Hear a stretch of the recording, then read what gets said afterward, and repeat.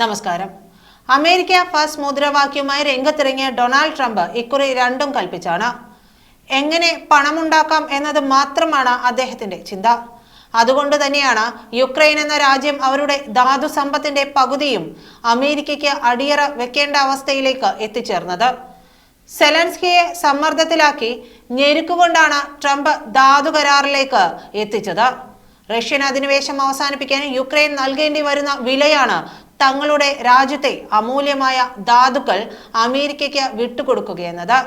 അമേരിക്കയും യുക്രൈനും തമ്മിലുള്ള ധാതു കരാറിന് അന്തിമ രൂപമായെന്നാണ് ഒടുവിൽ പുറത്തുവരുന്ന റിപ്പോർട്ടുകൾ വ്യക്തമാക്കുന്നത്. കരാറിൽ ഒപ്പുവയ്ക്കാൻ യുക്രൈൻ പ്രസിഡന്റ് വ്ളാഡിമിർ സെലൻസ്കി വെള്ളിയാഴ്ച വാഷിംഗ്ടണിൽ എത്തും. താൻ അധികാരത്തിലെത്തിയാൽ യുക്രൈൻ യുദ്ധം അവസാനിപ്പിക്കുമെന്ന് ട്രംപ് തിരഞ്ഞെടുപ്പിന് മുൻപേ പറഞ്ഞിരുന്നതാണ്. എന്നാൽ അധികാരത്തിലെത്തിയ ശേഷം ഇതിനായി അദ്ദേഹം സ്വീകരിച്ച മാർഗം യുക്രൈനെയും യൂറോപ്യൻ യൂണിയനെയും അമ്പരപ്പിക്കുന്നതായിരുന്നു. ധാതുക്കൾ അമേരിക്കയ്ക്ക് വിട്ടുകൊടുക്കുകയെന്നതായിരുന്നു അത്. അമേരിക്കൻ പിന്തുണയില്ലാതെ നിലനിൽപ്പില്ലെന്ന് തിരിച്ചറിഞ്ഞ യുക്രൈൻ ഒടുവിൽ ധാതു കരാറിന് സമ്മതിക്കുകയായിരുന്നു. അമേരിക്കയും യുക്രൈനും സംയുക്തമായി വികസിപ്പിക്കുന്ന ധാതു സമ്പത്തിൽ നിന്ന് 50,000 കോടി ഡോളറിന്റെ വരുമാനം വേണമെന്നാണ് ട്രംപ് ആദ്യം ആവശ്യപ്പെട്ടത്. യുദ്ധം ആരംഭിച്ചതിനു ശേഷം അമേരിക്ക യുക്രൈന് ഇതുവരെ നൽകിയ സഹായത്തിന് തുല്യമാണ് ഇതെന്നാണ് ട്രംപിന്റെ വാദം. ഇതിന് പ്രതിഫലമായി യുക്രൈനിലെ അത്യപൂർവ ധാതുക്കളിൽ പകുതി അവകാശമാണ് ട്രംപ് ചോദിക്കുന്നത്. കരാർ യാഥാർത്ഥ്യമായ യുദ്ധാനന്തരം യുക്രൈനിൽ സമാധാന സേനയെ നിലനിർത്തുന്ന കാര്യം പരിഗണിക്കുന്നുണ്ടെന്ന് ട്രംപ് സൂചിപ്പിക്കുകയും ചെയ്തു. എന്നാൽ സെലൻസ്കി ഇതിനെ എതിർത്തതോടെയാണ് ഭേദഗതി വരുത്താൻ തയ്യാറായത്. അതേസമയം യുക്രൈനിന്റെ സുരക്ഷ സംബന്ധിച്ച് കരാറിൽ വ്യക്തമായി പറയുന്നില്ലെന്നാണ് സൂചന. യുക്രൈൻ ഉയർത്തിയ പ്രധാന ആവശ്യങ്ങളിൽ ഒന്നായിരുന്നു ഇത്. എങ്കിലും കരാറിനെ നേട്ടമെന്നാണ് യുക്രൈൻ നേതാക്കൾ വിശേഷിപ്പിക്കുന്നത്. കരാറിനെ തുടർന്ന് യുക്രൈന് സൈനിക സഹായവും പോരാട്ടം തുടരുന്നതിനുള്ള അവകാശവും ലഭിക്കുമെന്നാണ് ട്രംപ് പറഞ്ഞത്.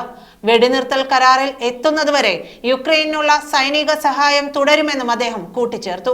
കരാർ പ്രകാരം യുക്രൈനിന്റെ തകർന്ന സമ്പദ് വ്യവസ്ഥ പുനരുജ്ജീവിപ്പിക്കുന്നതിനും അടിസ്ഥാന സൗകര്യ വികസനത്തിനും സംയുക്ത ഉടമസ്ഥതയിലുള്ള ഫണ്ടിന് രൂപം നൽകും. തങ്ങളുടെ ധാതു സമ്പത്തിൽ നിന്നുള്ള വരുമാനത്തിന്റെ പകുതി യുക്രൈൻ ഈ ഫണ്ടിലേക്ക് മാറ്റിവെക്കും. അത് രാജ്യത്തെ വികസന പ്രവർത്തനത്തിന് തന്നെ ഉപയോഗിക്കും.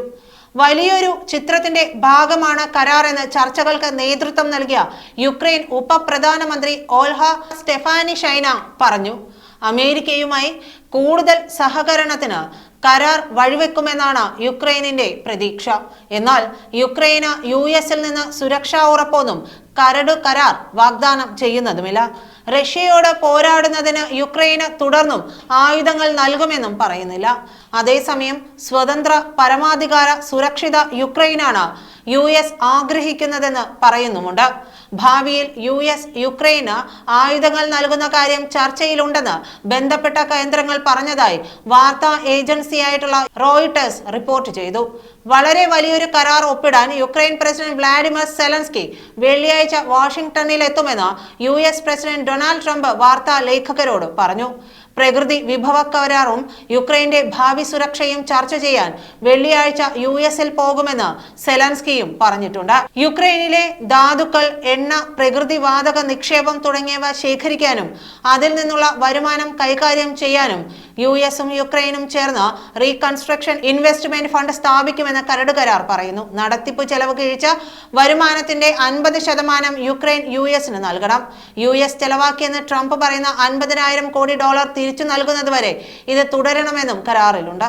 സുസ്ഥിരവും സാമ്പത്തികാഭിവൃദ്ധിയുള്ളതുമായ യുക്രൈൻ കെട്ടിപ്പടുക്കുന്നതിന് ആവശ്യമായ ദീർഘകാല സാമ്പത്തിക സഹായം US നൽകുമെന്ന വാഗ്ദാനവും അതിലുണ്ട്. അതേസമയം ട്രംപ് പറയുന്നതിന്റെ അടുത്തെത്തുന്ന തുക പോലും US നൽകിയിട്ടില്ലെന്നാണ് ഈ മാസം 19-ന് സെലൻസ്കി കണക്ക് നിരത്തി പറഞ്ഞത്. 6,700 കോടി ഡോളറിന്റെ പടക്കോപ്പുകളും 3,150 കോടി ഡോളർ പണമായും നൽകിയെന്ന് അദ്ദേഹം പറഞ്ഞു. യുദ്ധം തുടങ്ങിയ ശേഷം യുക്രൈനായി US വകയിരുത്തിയത് 11,300 കോടി ഡോളർ ആണെന്നാണ് യുക്രൈൻ കാര്യങ്ങൾക്കായുള്ള വിവിധ അമേരിക്കൻ ഏജൻസികളുടെ സംഘമായ യുക്രൈൻ ഓവർസൈറ്റിന്റെ കണക്ക്.